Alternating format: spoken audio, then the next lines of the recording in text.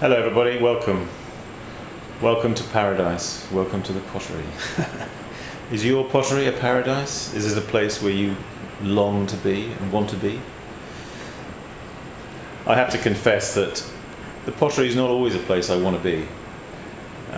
Sometimes it's a struggle to get down here and be here, but usually when I make the effort, I'm always glad that I did, and it's worthwhile. So be encouraged. If you feel, don't feel like going out to the studio, maybe it'd do you good. Have a go. Anyway, hey, what I really wanted to bring you in was where I'm at with my new kiln.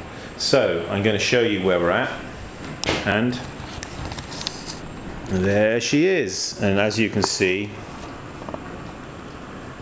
I've got her lit up, and I've just actually got some Raku pots in there right now, which I've got a very slow start. You can see I've got a yellow flame there. You'll see I'm using the weed burner, my $20 weed burner, and I got it connected up here to a 40-pound propane gas tank.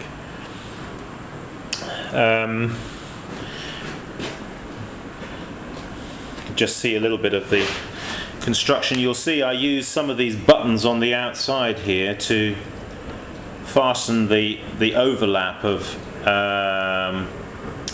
fibre around the edge, and on this end here where I didn't have enough buttons made, I just simply made staples out of the wire and pushed them through and bent them over on the other side, and I think they're going to work fine. While we're here, you can see I've got the thing set up on some hard bricks here, just in case we don't want heat transmitted through to the floor or anything like that.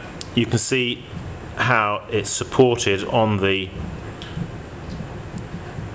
this, albeit rather thin and flimsy, the same cage wire as the kiln is made of itself. On the top I've got a little handle here made up with some duct tape with some ceramic fibre sandwiched in between there, so I'm not getting any heat transmitted through, because this cage here does heat up a little bit. Okay, just trying to show it to you from all angles. I fired this kiln up yesterday, and I have to say it fires very well. I'm very pleased.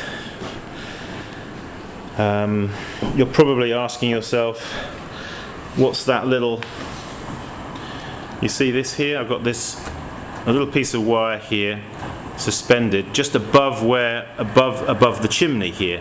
So that's where I can put a couple of pots here to preheat, just standing on that little wire shelf. I'll just open the kiln to show you how it is. It's quite light, you see, and easy to lift off. Not a problem. Right, inside there you'll see I've got twin shelves which are supported on each side across on the buttons themselves. So the shelves seemed to fit quite nicely in that manner. You'll notice that the pots at this present moment in this warm-up phase are a little bit blackened, and that's because of the yellow flame, but that will soon change when I start to turn it up, and maybe I can show the inside of this lid if I can. It's probably a bit difficult for me to film it, but you can see the buttons inside there holding the fibre in place. So I'm going to put him gently back down again. You'll notice I've put around the edge here where I'm putting my foot, you'll see there's extra thickness there of a piece of fibre all the way around, or 4 pieces of fibre, 4 separate pieces wider pieces, which allows for a better fit when the lid is located.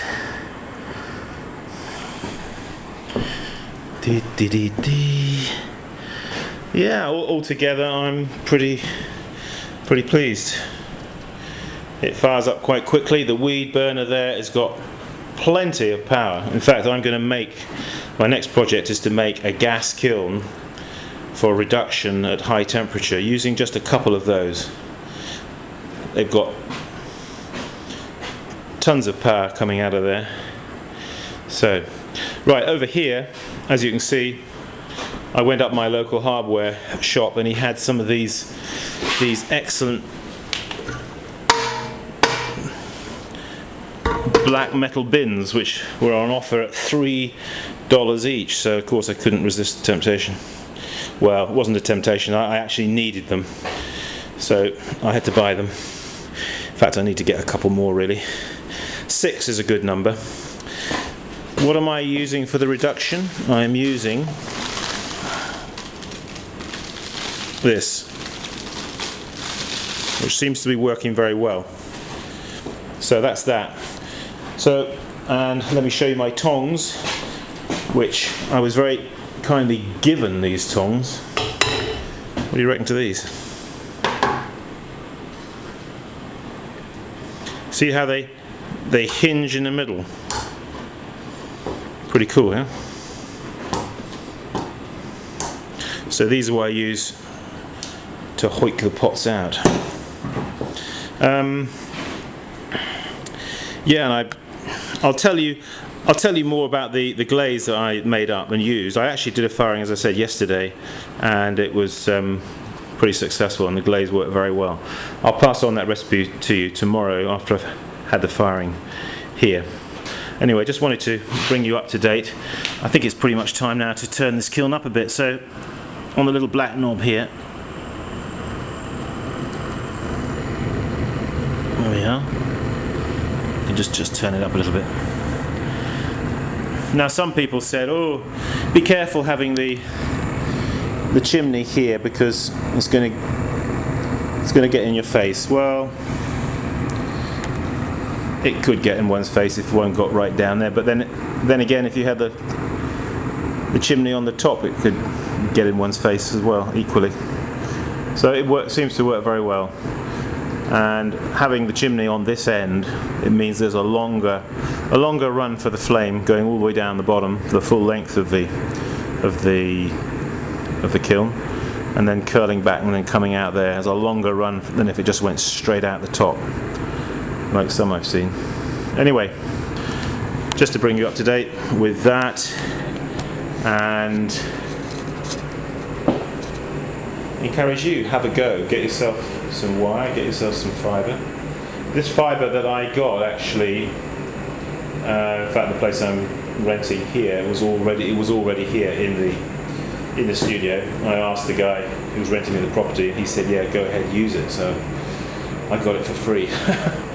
I don't think though it's that expensive. I think this particular fibre cost, I don't know what it costs, but it's only rated at 1800 Fahrenheit, so that's I think 1800 Fahrenheit is about 980 centigrade.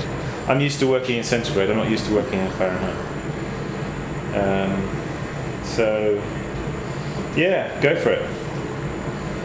You know, I mean, it really hasn't cost me very much to make this kiln, and another thing that's good about this kiln is I can actually use this kiln to do my bisque fire in it, and I can get quite a lot in the kiln